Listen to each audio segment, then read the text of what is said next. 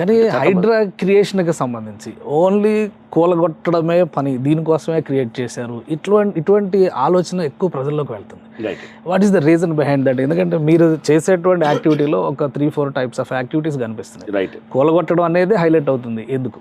Right, అంటే అది కూలగొట్టడం అనేది బహుశా హైలైట్ చేయటం ఏంటంటే అది ఇన్నాళ్ళు అది జరగలేదండి. అంటే ఎప్పుడైతే కనుక మీరు అది అంటే దట్స్ అన్ అగ్రెసివ్ యాక్షన్గా తీసుకుంటుండొచ్చు పబ్లిక్ నుంచి. నేను చూసేటప్పుడు అది అంటే చాలా చోట్ల మేము కూలగొట్టింది బంబరుక్ దౌలా అని చెప్పేసి ఒక చెరువులో మేము కూలగొట్టడానికి అక్కడ మేము ఫస్ట్ చేసిన వన్ ఆఫ్ ద డెమాలిషన్స్లో ఆ చెరువులో ఆ స్ట్రక్చర్స్ అన్నింటినీ కూడా గత చాలా సంవత్సరాలుగా నోటీసులు ఇచ్చారు, స్పీకింగ్ ఆర్డర్లు ఇచ్చారు, అన్నీ ఇచ్చిన తర్వాత కూడా ఫైనల్గా అంతా చేశారు, కూలగొట్టాలనే నిర్ణయం తీసుకున్నారు కానీ కూలగొట్టలేదు. ఓకే, అంటే కింద పిల్లికి గంట కట్టడం అనేది జరగట్లేదు అనమాట.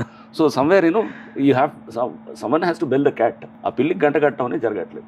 ఎన్కన్వెన్షన్ ఫర్ ఇన్స్టెన్స్, ఎన్కన్వెన్షన్ది కూడా దాంట్లో కూడా ఏంటంటే నోటీసులు ఇచ్చారు, స్పీకింగ్ ఆర్డర్స్ ఇచ్చారు, దాన్ని డిమాలిష్ చేయాలని ఒక మొత్తం డెసిషన్ తీసుకోవడం జరిగింది, బట్ ముందుకు వెళ్ళలేదు. అంటే మేము చేసిన డిమాలిషన్స్ అన్ని కూడా గతంలో నిర్ణయాలు తీసుకున్న వాటిని ముందుకు తీసుకెళ్ళటం చేసినవి కూడా చాలా ఉన్నాయన్నమాట. అంటే గంట కట్టడం అనే బాధ్యత నెగటివ్ అవుతుందా? ఫస్ట్ ఆఫ్ ఆల్ అంటే దీన్ని నేను అంటే July 18th హైడ్రా కాన్స్టిట్యూట్ అయింది. కాన్స్టిట్యూట్ అయిన తర్వాత August 1st or 2nd ఆ టైంలో ప్రెస్ మీట్ కూడా పెట్టాం. ప్రెస్ మీట్ పెట్టినప్పుడు ప్రెస్లో వాళ్ళందరికీ కూడా నేషనల్ రిమోట్ సెన్సింగ్ ఏజెన్సీ ద్వారా సేకరించిన సమాచారాన్ని పవర్ పాయింట్ ప్రజెంటేషన్ ద్వారా ఇచ్చారు. చూపించినప్పుడు దాంట్లో చాలా స్పష్టంగా గత 44 సంవత్సరాల్లో మన చెరువులు 60% పైన కబ్జా అయిపోయింది అనేది చాలా స్పష్టంగా నేషనల్ రిమోట్ సెన్సింగ్ డేటా ఇచ్చిన దాన్ని ప్రజెంట్ చేయడం జరిగింది. ఓకే, ఈ విధ్వంసం అంటే ఈ మధ్య కాలంలో ఇంకా ఎక్కువ జరిగింది, అంటే గత బహుశా ఒక 4-5 years బ్యాక్ నుంచి. ఎందుకంటే ల్యాండ్ రేట్లు విపరీతం అయిపోయింది.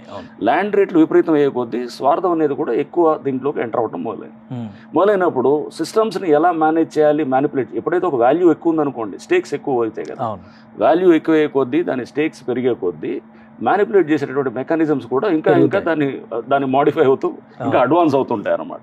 సో ఈ అన్నిటిని కూడా భూమి రేట్లు బట్టి కూడా ఇది వన్ ఆఫ్ ద ప్రధానమైన కారణం, అంటే కబ్జాలు అవ్వడానికి వన్ ఆఫ్ ద మెయిన్. అదే రేట్లు తక్కువ ఉన్నాయి అనుకోండి, వాడికి అంత ఇన్సెంటివ్ ఏమి ఉండదు.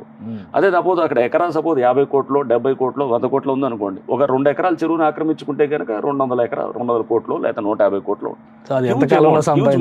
సో దాన్ని అందరికీ తలా కాస్త దాన్ని ముట్ట చెబితే కనుక సరిపోతుందనే సిస్టమ్ కూడా ఉండొచ్చు. సో అంటే స్టేక్స్ ఎక్కువ అయినప్పుడు మేనేజ్ చేయడం, మ్యానిపులేట్ చేయడం చాలా ఈజీగా అవుతుంది అన్నమాట. సో ఇవన్నింటినీ కూడా ఇవన్నీ లింక్డ్లో నుంచి వచ్చినటువంటిది. సో అప్పుడు ఆ ప్రెస్ మీట్లో చాలా స్పష్టంగా నేను చెప్పడం కూడా చేశాం.